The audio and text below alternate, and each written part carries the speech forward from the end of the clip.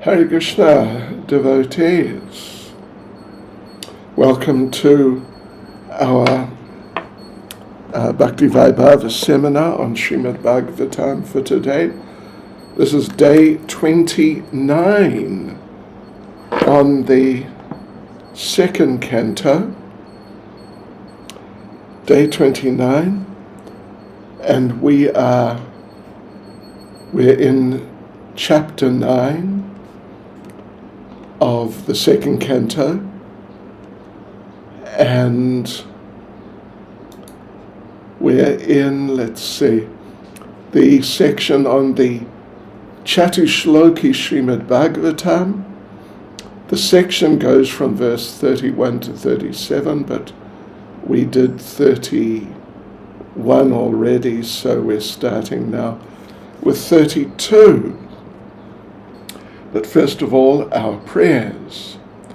Nama Om Vishnu Padaya Krishna Prestaya Bhutale Shrimati Bhakti Vedanta Swaminiti Namane Namaste Saraswati Devi Gauravani Pracharane Niravishesha Shunyavadi Bhastya Dejatarane Sri Krishna Chaitanya Prabhu Nityananda Sri Advaita Gadadha Shivasati Gaura Bhaktavrinda Hare Krishna, Krishna Krishna, Hare Hare, Hare Rama, Rama Rama, Hare Hare.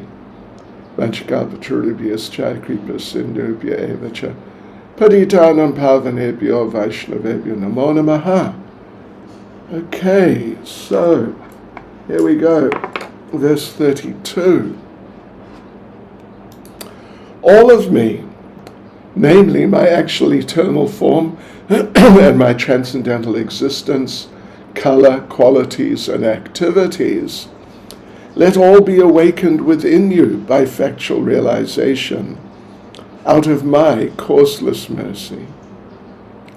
Okay, so let's get into the purport, fairly substantial purport.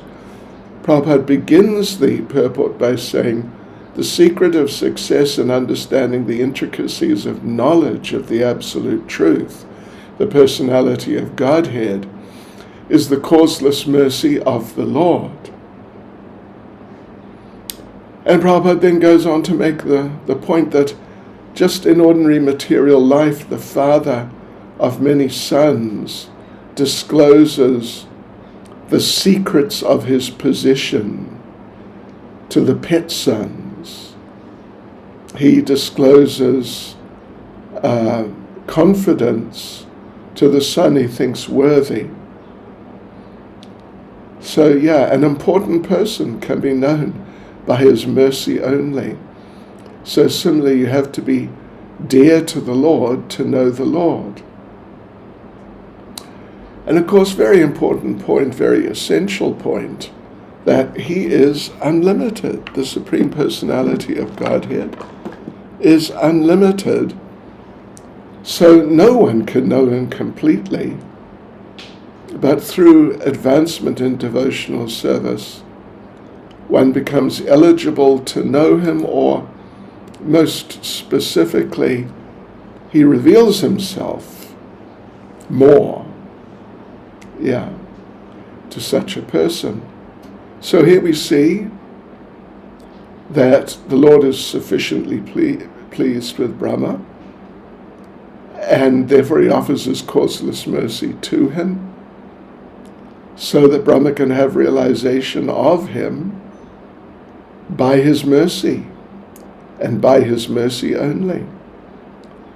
So, on to the second paragraph. It's a short paragraph.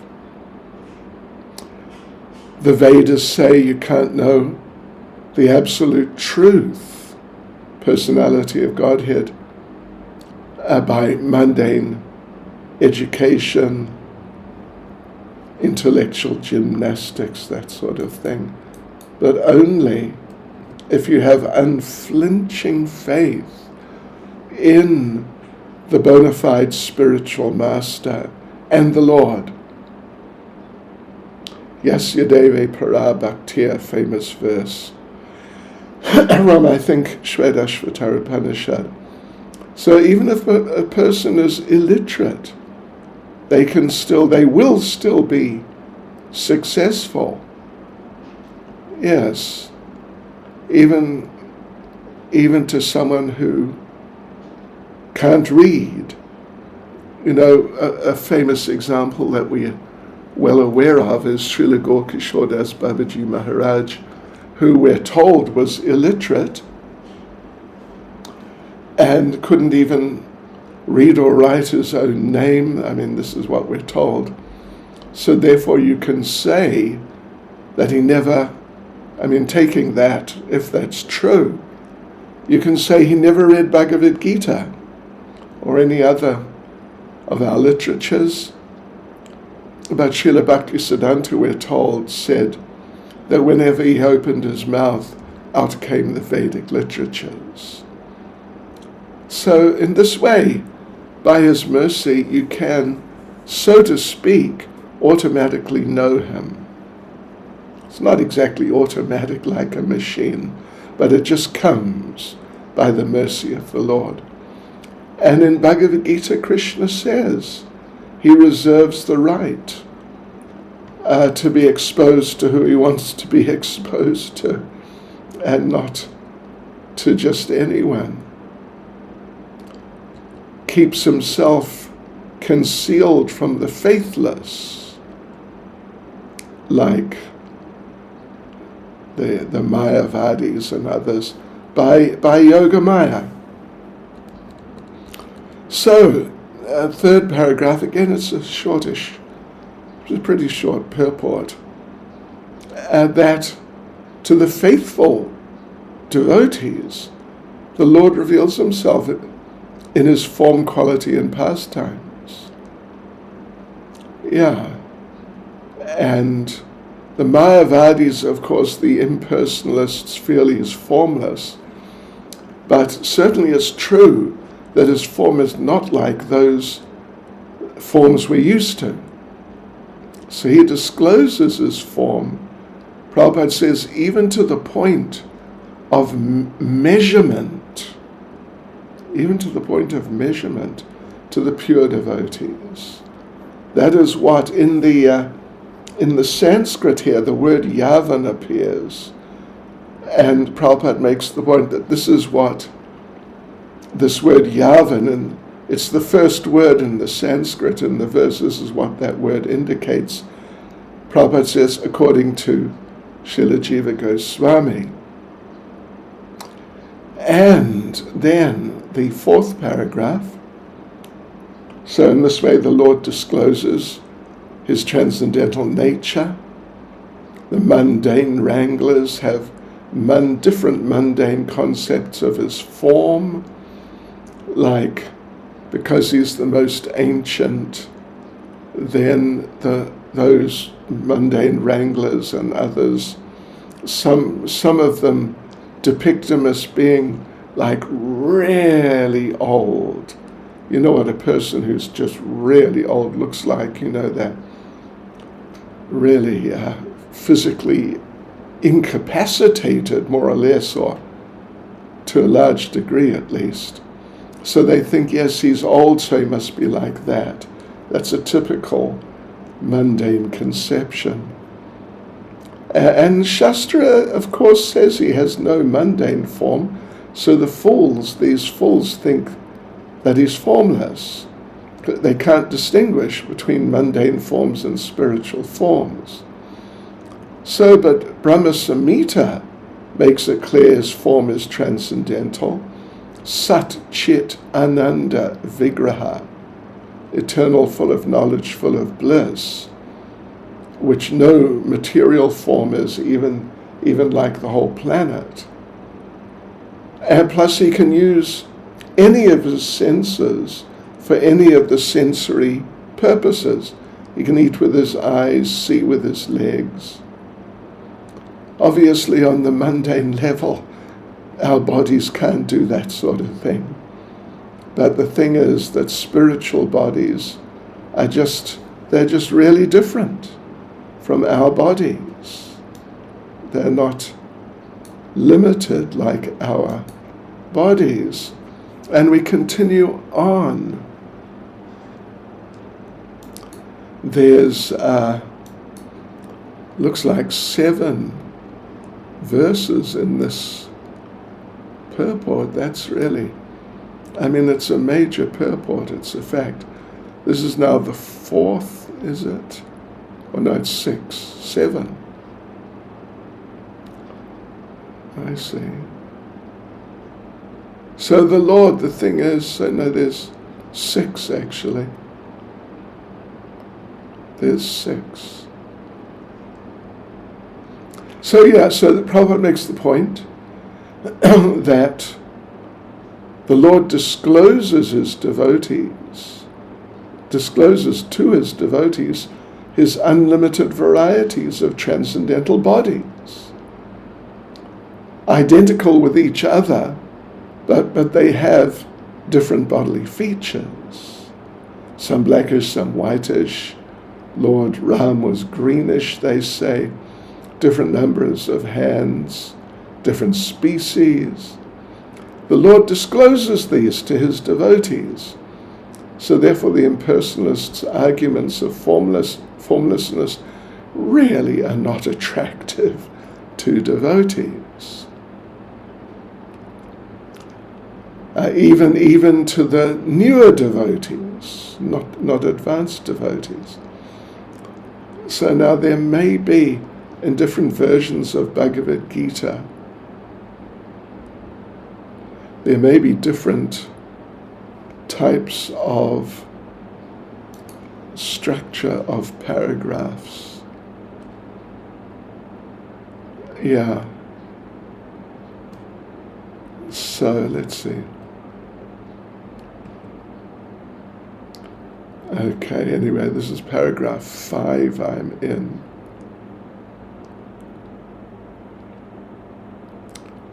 Yeah. Now on to paragraph 6. So Prabhupada makes really important and wonderful point. The Lord has unlimited numbers of transcendental qualities, and one of them is his affection for his unalloyed devotees. Yeah. And even just by history, Prabhupada says in the history of the mundane world, we can appreciate his transcendental qualities because he incarnates to protect the devotees and annihilate the faithless. And one way or the other, his activities are always in relation to the devotees and the non-devotees, the poor old non-devotees, they just can't understand. It's just too much of a mystery, and therefore in their proud ways they try to make conclusions that he's like this or like that based on their mundane perceptions and mundane powers of logic, etc. But it's all just, all, maybe actually all, is so much of it is just deeply mistaken. So, for example, he lifted Govardhan Hill to protect his devotees when he was 7. And what are the faithless going to say? They may not believe, they don't believe, but the devotees celebrate that.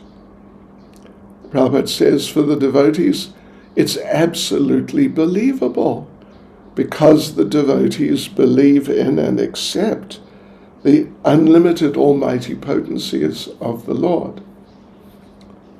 And, sometimes non-devotees, sort of quasi-religious, they may talk of him being almighty, but they don't really believe it. Yes. They don't know the Lord is the Lord eternally. He doesn't become the Lord by meditation or anything of that sort.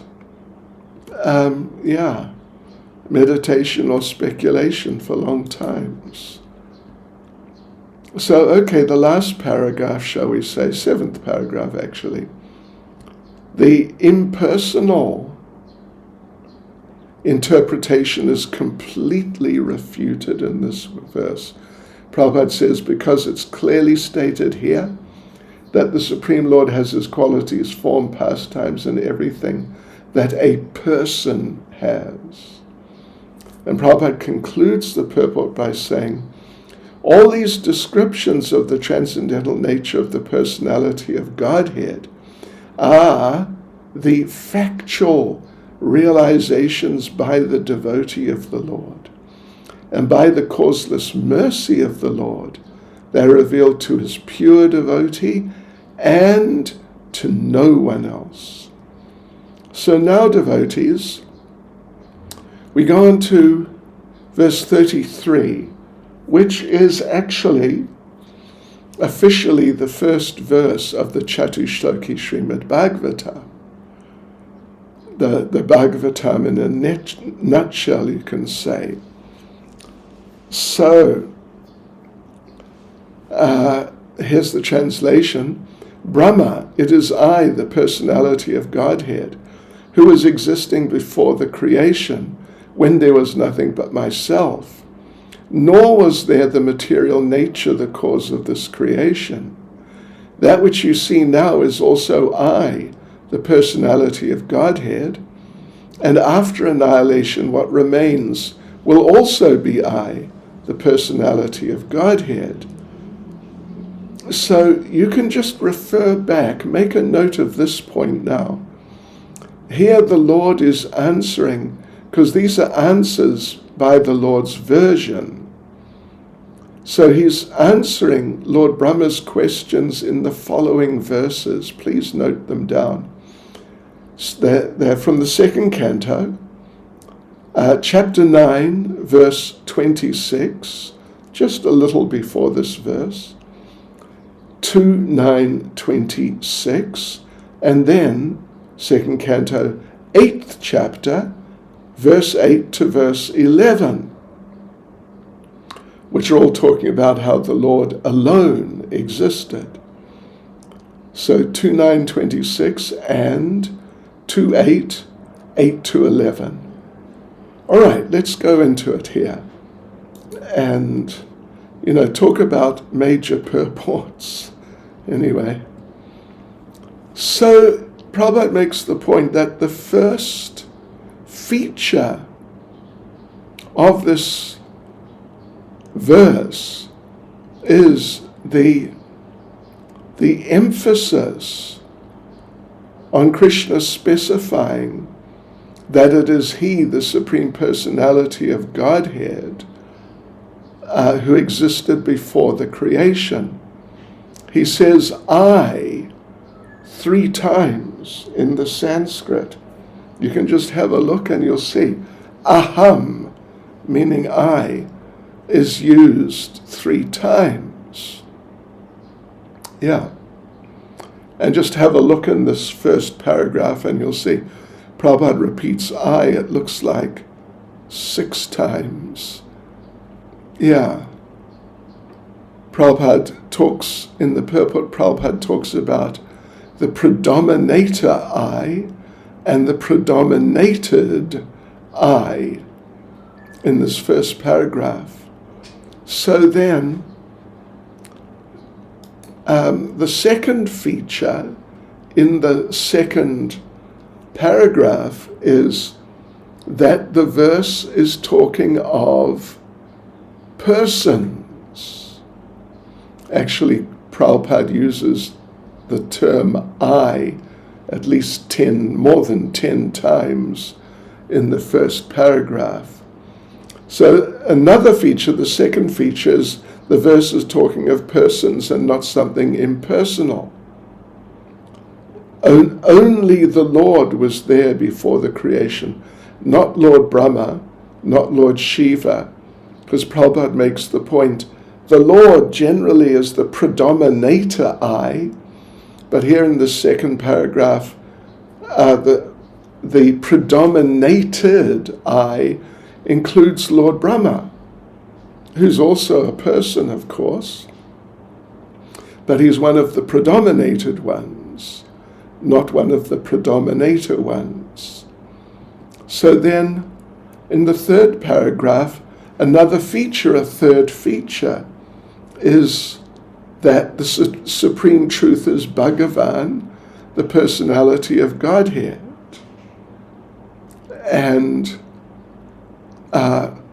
his kingdom has already been explained. It's also, his kingdom is also not impersonal. It is variegated and full of people. So therefore the Lord exists before the material creation. He exists there in Vaikuntha Loka, which is of the same transcendental nature as himself. Okay, and then the fourth paragraph. Yes, it's the paragraph, just in case you get a little lost, because, these purports are big. It's the paragraph beginning in various places in Srimad Bhagavatam. So here, I'm just sort of abbreviating. Otherwise we could spend days going through these verses. So the point, particularly here in this fourth paragraph, is that the Lord exists eternally, and his devotees do also. So then, yes, the Lord is existing eternally and his devotees, they're not annihilated during the period of the entire annihilation of the material world, and what to speak of the Lord. He's certainly no question of him being annihilated. So now what I call the fifth paragraph, excuse me, starts, the impersonalist adduces. The impersonalists adduce, they say that the Supreme has no activities. But in this discussion between Brahma and the Lord says very clearly he has activities.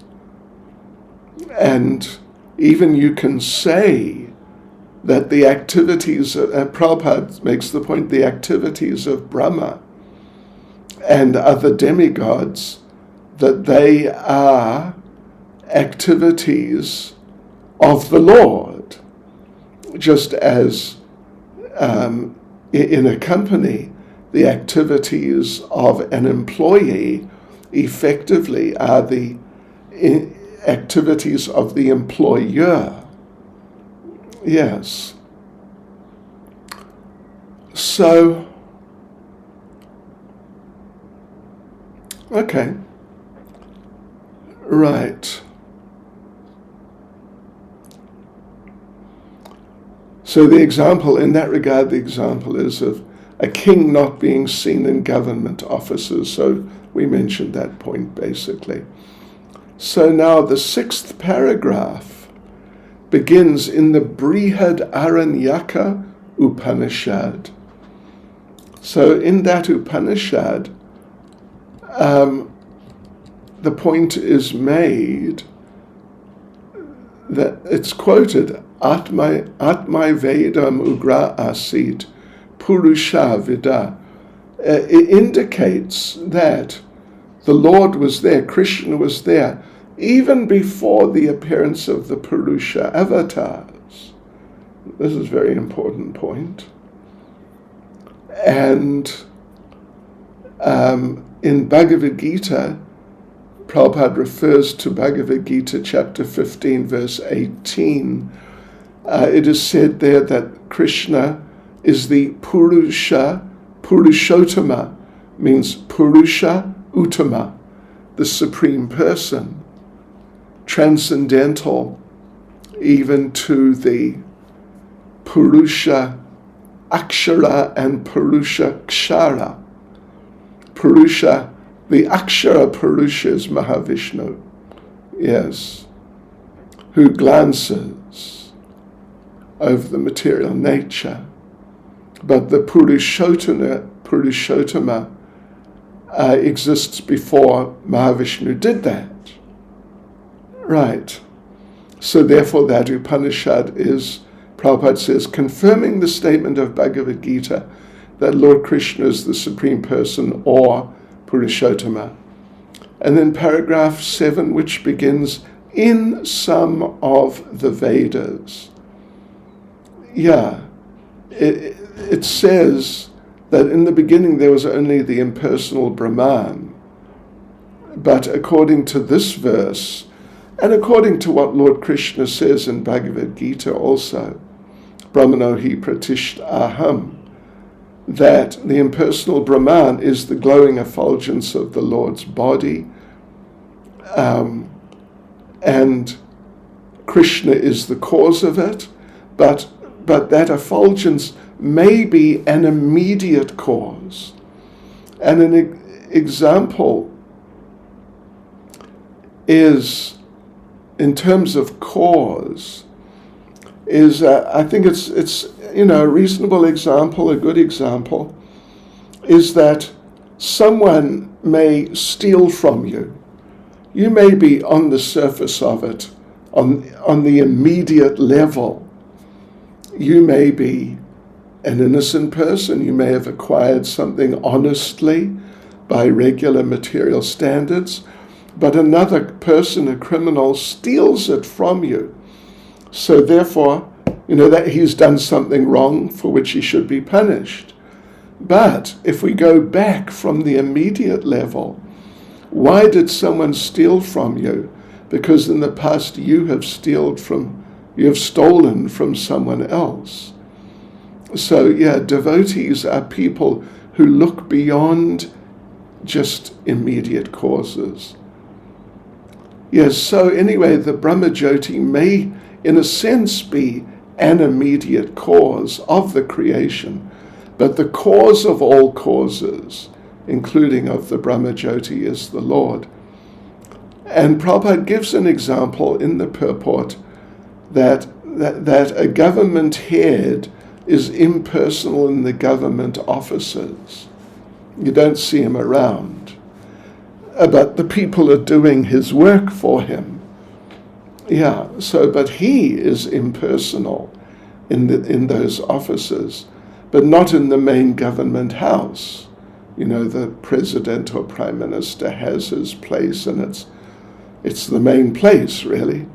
So the Lord is not impersonal in his abode. So, okay. Then the last paragraph, it's the 8th paragraph. This verse does not indicate anything higher than the Supreme Lord, Krishna, Hari. So therefore we should follow the path of the Brahma Sampradaya, from him to Narada to Vyasa, etc., and make it a point in life to realize the Lord, yes. And even the demigods, Prabhupada makes the point that they can be taken as different forms of the Lord for executing different functions. And the energies also, but still he is the root of them, and that's the main point. If you withdraw him from the picture of any of these demigods, any of these energies, they all disappear. Yes. Just like we have lights on in this room. If you withdraw those lights, then the light in the room will be withdrawn with them, and it'll be darkness. So Prabhupada concludes the purport by saying, one should be attached to the root of everything, rather than bewildered by the branches and leaves. That's the instruction given in this verse. And yes, that's the point. We should look beyond the immediate level. Okay, so now we go on to verse 34, the second verse of the Chatushloki Bhagavatam. O Brahma, whatever appears to be of any value, if it is without relation to me, has no reality. Know it as my illusory energy, that reflection which appears to be in darkness. Yes. So let's get into the purport here. It's another major purport. So the thing is, the first point Prabhupada makes is that in the first verse of Chatushloki Bhagavatam, oh, by the way, this is answering Brahma's question in 2nd Canto, chapter 9, verse 27. So, right, the first verse of the Chatushloki Bhagavatam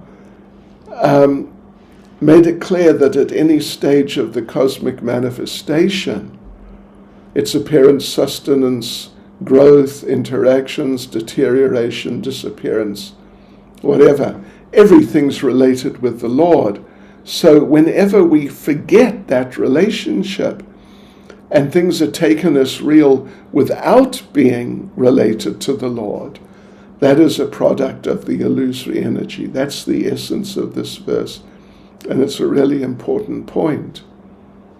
So, yeah, and Prabhupada explains how there are two types of Maya.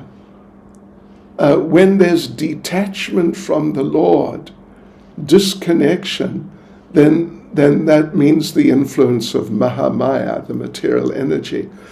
But when things, or Daivi Maya, but when things are seen as being connected with him, dovetailed with him, then it's Yoga Maya. So Prabhupada makes an important point at the end of the paragraph. As such, the wrong conception of detaching relationships from the Lord is not false, but illusory. Yes. So, okay. And Prabhupada goes a little bit into this idea of what does that mean? Not false, but illusory. It means misconceiving one thing for another is called illusion, like taking a rope to be a snake. The rope is not false, but just to conceive of it as a snake, think it's a snake, that's illusion. It's the rope. So the rope is not false, the rope is very real. Yes. But the way it's accepted by a person is illusory.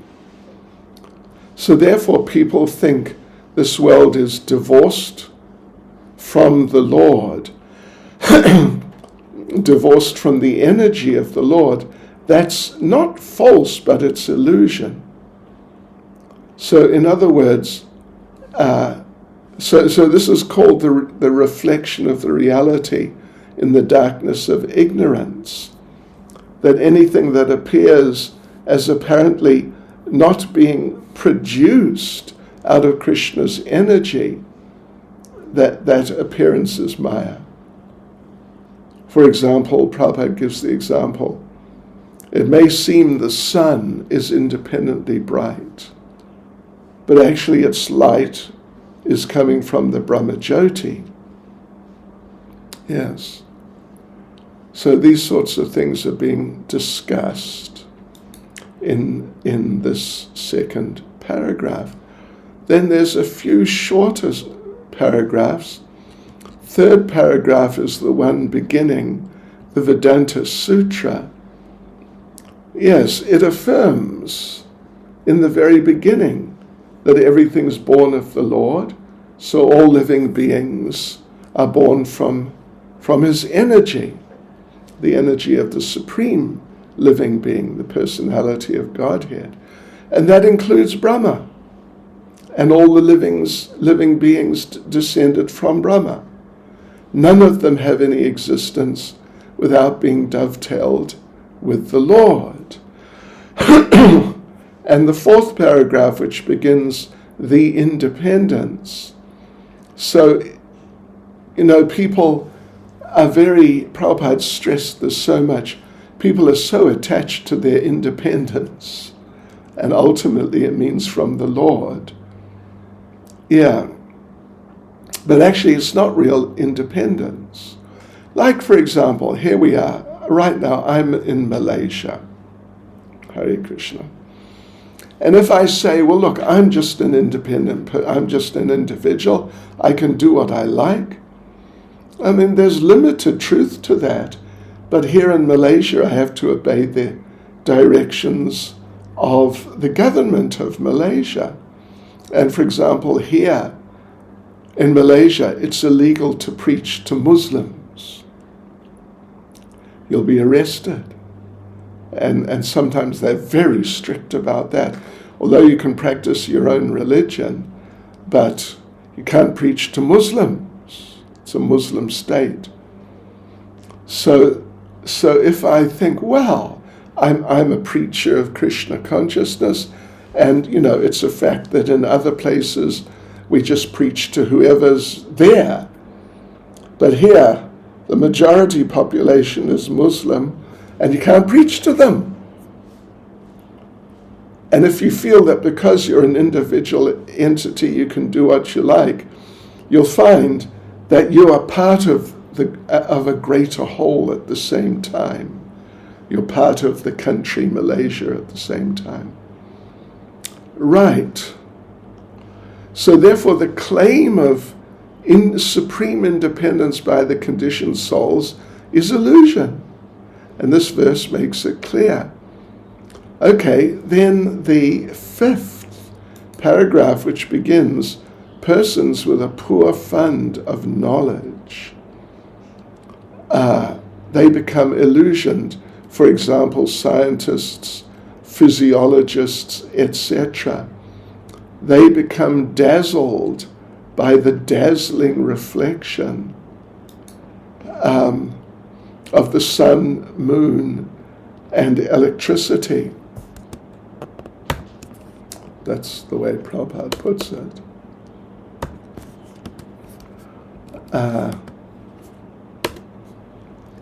And they deny the existence of the Lord. They got their theories and so on, but they can't really help you. Yeah. So then Prabhupada, as an example, talks about the medical practitioner. May deny the existence of the soul in the body, but can't give life to a dead body. Even though all the different functional elements, the muscles, the brain, all these things, they're still there. So, right. So therefore, as we hear so much, all the advancement of material knowledge is the action of the covering influence of the illusory energy. But then, it's not only covering, it's also throwing. Yeah. And Prabhupada says, by the throwing influence, the illusory energy throws the living entities into the darkness of ignorance. And by the covering influence, she covers the eyes of the men with a poor fund of knowledge about the existence of the Supreme Person, who enlightened the supreme individual living being, Brahma.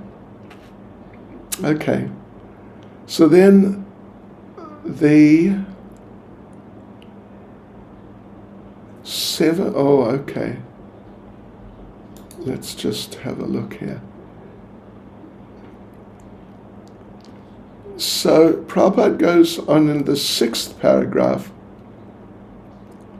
talking about the sane person who's enlightened by disciplic succession from Brahma, who was personally influenced by the Lord. Yes. Yeah. And, or Arjuna also, who was personally instructed by the Lord. So the sane man accepts the statement that the Lord is the original source of all emanations. Then the 7th paragraph, which begins, although the reflectory energy and So again, Prabhupada using the idea of a sane person as opposed to an insane person. The sane person knows clearly that the Lord can act from far away by his energies, from anywhere. His energy, the Lord's energy, is dazzling like a reflection. And by its action, it's amazing actually how it works. By its action, dead matter seems alive, but it's just a reflection of the energy of the living entity, ultimately the energy of the Lord, because we are the superior energy. The inferior material energy is called apara prakriti, but the superior energy, the spiritual energy, is para. Para meaning superior or supreme, apara meaning not superior or supreme. Yes. So anyway, because of this, there's not so much difference between the living entities and the Lord. Not so much. It's more a difference in terms of size than quality. But still the energy is not equal to the possessor of the energy. But like fire and heat, they're not really different, but still fire is superior and the heat is dependent on the fire, and if you take the fire away, the heat will be lost also. So therefore a living entity, the living energy is a reflection of the Lord and is not the Lord. And the reflection is dependent on him as he's the original light. So all these things, they're very nice examples, very nice explanation of this reflected idea given by Srila Prabhupada. So, and as the verse says, the reflection of sunlight in darkness does not drive away the darkness, because as soon as if you just close the door, for example, then the sunlight won't get in, and the darkness, the state of the room in and of itself, independent of everything else, will be relieved as a state, will be revealed as a state of darkness. Okay.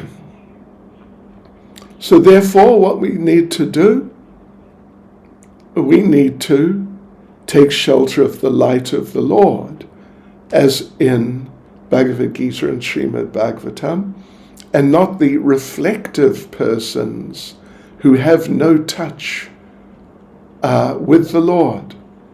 Of course, the devotees have touch with the Lord, therefore we can listen to them, we must listen to them. But the non-devotees who are just absorbed on the material level, they can't, they're reflective persons, Prabhupada says. They have no touch with the Lord, they can't help us. So the 8th paragraph, which starts with, according to the Padma Purana. So the point here, without getting into details, because Prabhupada's sort of repeating some of the conceptions that he's given already, the point is we need the light of the Lord by his mercy. And without that, well, as Prabhupada said at the end of the 7th paragraph, we then become doomed. Yes. So we need the light of the Lord by the mercy of the Lord. So verse 35, it's the 3rd verse in the Chatushloki Srimad Bhagavatam. So the Lord says, O Brahma, please know that the universal elements enter into the cosmos and at the same time do not enter into the cosmos. Similarly, I myself also exist within everything created, and at the same time I'm outside of everything.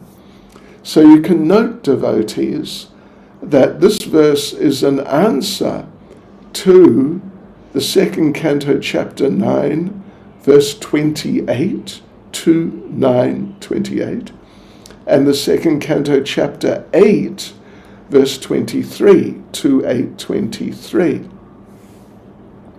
What those questions are, you can just go back and have a look. So, okay, let's get into the purport here. Verse 35. So Prabhupada makes the point that all the great elements of material creation enter into the creation, but at the same time they enter into the bodies of the beings, of the things, the seas, the mountains. They're all just made up of the elements. I mean, materially, they're all just made up of those material elements. But at the same time, they're differently situated. Yes. Anyway, the idea in principle is that the elements are like the reservoirs, you could say, of all the elements are elsewhere. They're not within the cosmos. Yes. So they're differently situated ultimately. Yes. So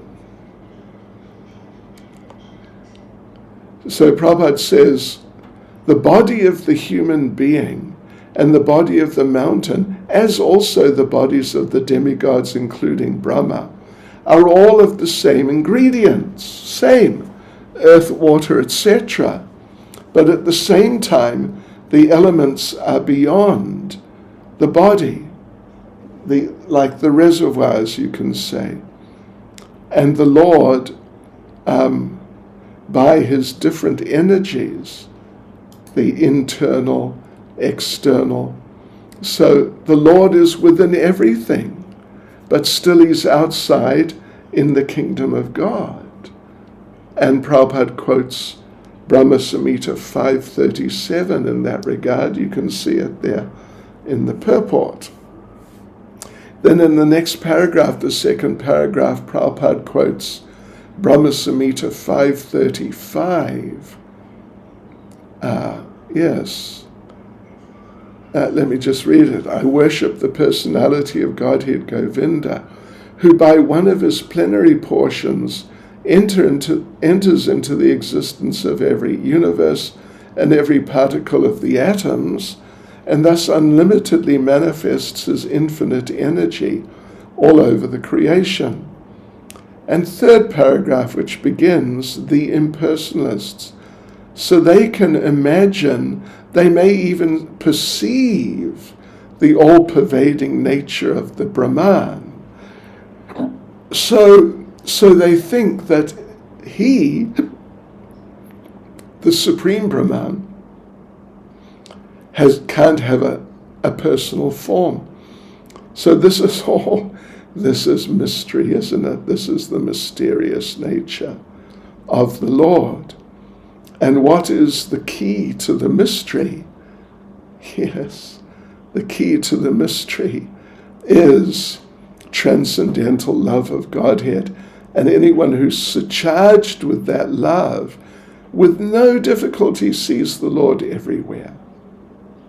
Everywhere, in every atom and every object which is composed of atoms. Yes, so they can see him everywhere. So this mystery of love of God is the most confidential part of knowledge of the Supreme, of the Absolute, of truth. but it's impossible for the speculators to discover by their mental gymnastics. So paragraph 4, which begins, therefore, although he's all-pervading, is present in every atom, he may not, or usually is not, but at least may not, be visible to the dry speculators. But the devotees see him because their eyes are treated with love of God. Premanjana Churita Bhakti Valochanena. That's also Brahma Samhita. I forget the verse number. Right, okay. So Prabhupada says, as the universal elements are within and without, similarly, the Lord's name, form, quality, pastimes, entourage, etc., as described in revealed scriptures or as performed in Vaikuntha, way beyond the material nature, are factually being televised in the heart of the devotee. Yes, by the Lord's mercy. So, therefore, the devotees have what Prabhupada calls transcendental television of the kingdom of God, reflected within their hearts.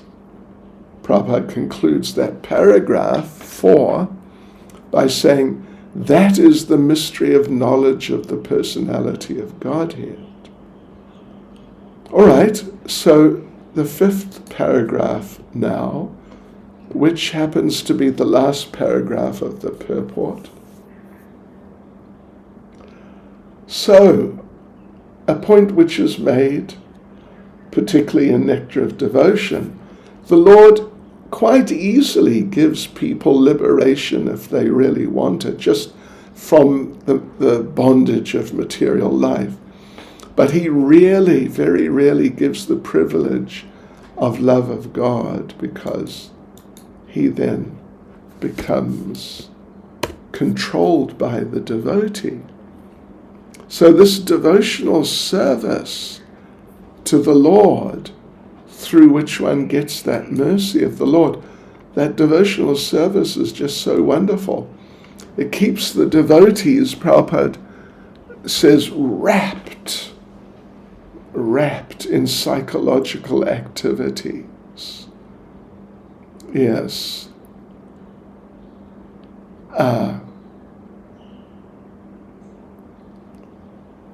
Without deviation from transcendence. So as the Lord's desire is infallible, so is the desire of the devotees. But of course the lay people, they just cannot understand. It's very difficult. I mean, love in and of itself is such a deep thing.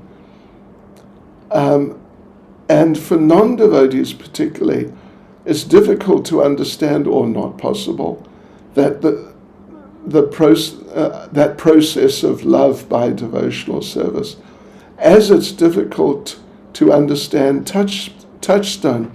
So therefore in Bhagavad Gita, Prabhupada, Krishna makes the point, out of many millions of people, one pure devotee is very rare.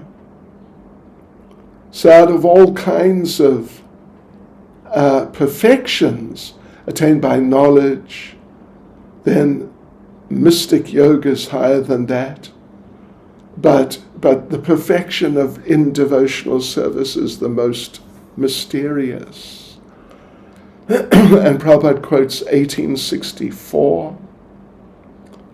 Then he quotes Bhagavatam 2.7.51. Yes.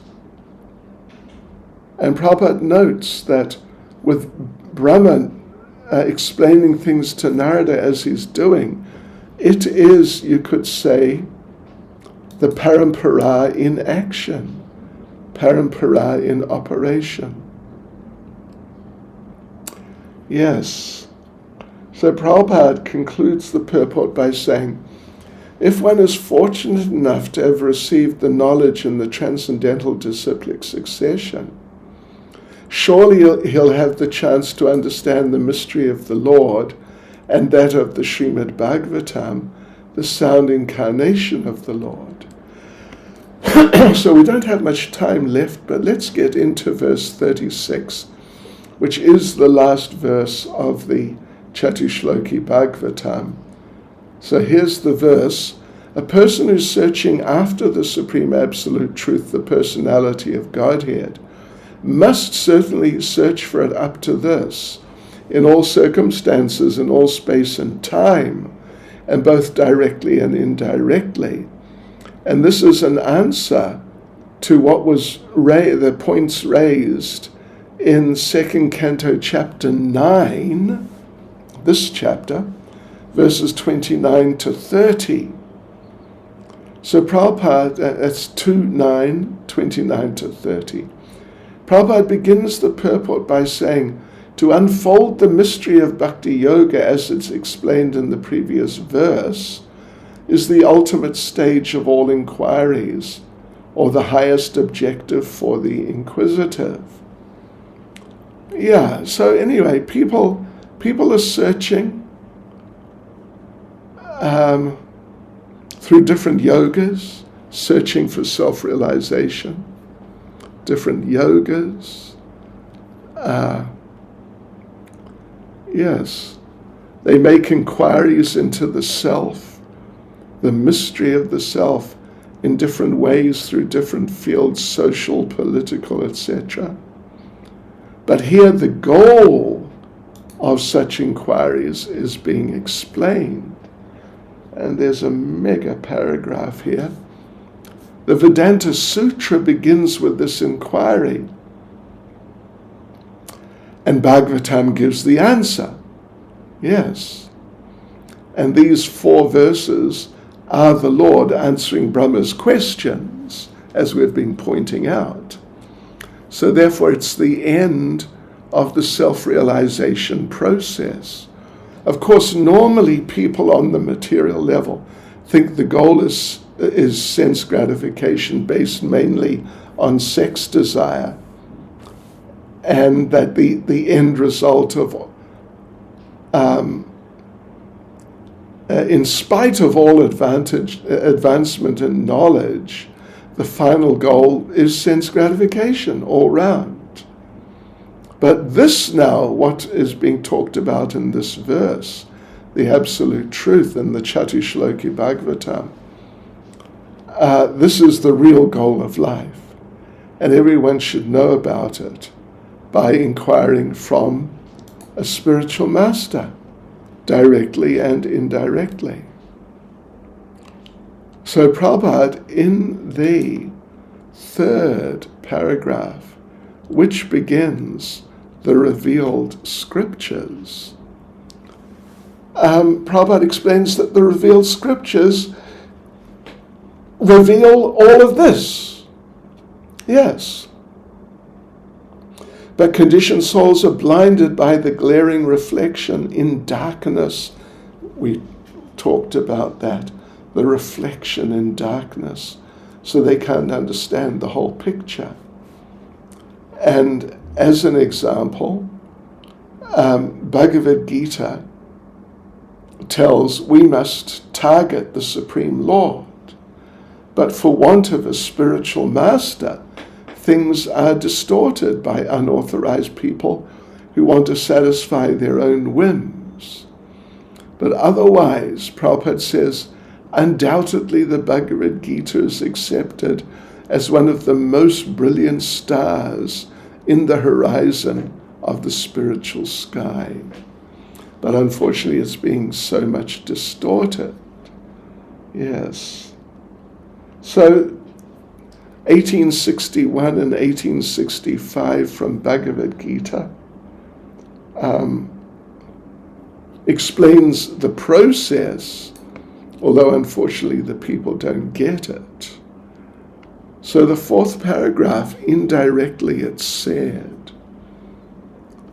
that the whole structure should be the whole society should be structured in terms of varnashram, because it's the body of the Lord, and everyone should cooperate as one. Prabhupada says universal consciousness is factually achieved by coordinated service of all concerned to the Supreme Personality of Godhead, and that alone can ensure total perfection. But again, even the scientists, they just don't get it. So they're like that. What is said, Prabhupada quotes Bhagavad Gita 7:15. Yes, that the people who just can't get it. They may be highly educated, but they're actually great fools, and all their knowledge is null and void. It's like dressing a dead body. So, where are we? Paragraph 5 begins. Oh, well, okay. Where Bhagavad Gita 7:15 is quoted. Because the so-called great leaders of human society, because they're ignorant like this, then ignorant of Bhakti Yoga, they're always engaged in wrong activities. It's just really tragic. And Prabhupada quotes a whole lot of verses actually, but we've run out of time, so we'll continue from this point tomorrow by looking at this whole string of verses and the picture that they create when they're put together one by one. So we'll start from where Prabhupada quotes Bhagavad Gita 7:15. Namam duskritano mudha prapajante naradama mayaya parita jnana asuram bhavam ashrita. There you go, devotees. Hare Krishna. Srila Prabhupada ki jai.